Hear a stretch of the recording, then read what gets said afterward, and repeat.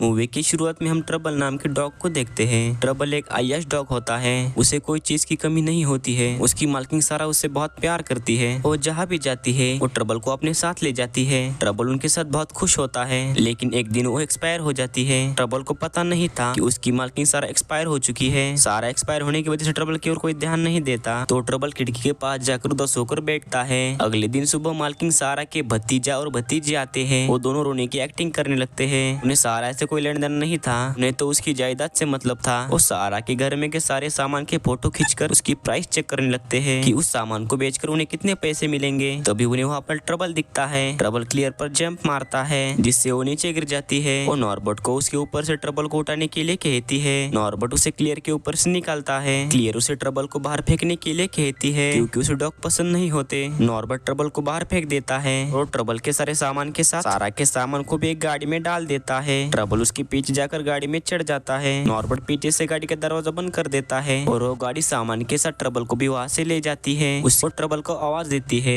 लेकिन वहाँ पर ट्रबल नहीं होता है। नॉर्बर्ट क्लियर से कहता है मैंने उसे झोपड़ी के पास देखा था। वकील कहता है ट्रबल कहाँ पर है। क्लियर उनसे कहती है डॉग झोपड़ी गुरुजी के पास है, सदमे में था इसलिए मैं उसे गुरुजी के पास छोड़ आई कुछ टाइम के लिए और वकील से साइन करनी है। तरफ गाड़ी में ट्रबल को सारा की तस्वीरें दिखती है। ट्रबल उन तस्वीरों को देखकर इमोशनल होता है। गाड़ी के सामने गिलेरी आ जाने की वजह से ड्राइवर गाड़ी को घुमाता है, जिससे ट्रबल गाड़ी के बाहर गिर जाता है। गिरते गिरते ट्रबल जंगल में चला जाता है। सुबह हम देखते हैं कि ट्रबल एक झाड़ में अटक गया है। वो पेड़ गिलेरियों का घर होता है। वो तीनों गिलेरिया ट्रबल को खींचकर बाहर निकालती है। जिस पेड़ में ट्रबल फंसा था उस जगह से अखरोट बाहर निकलने लगते हैं।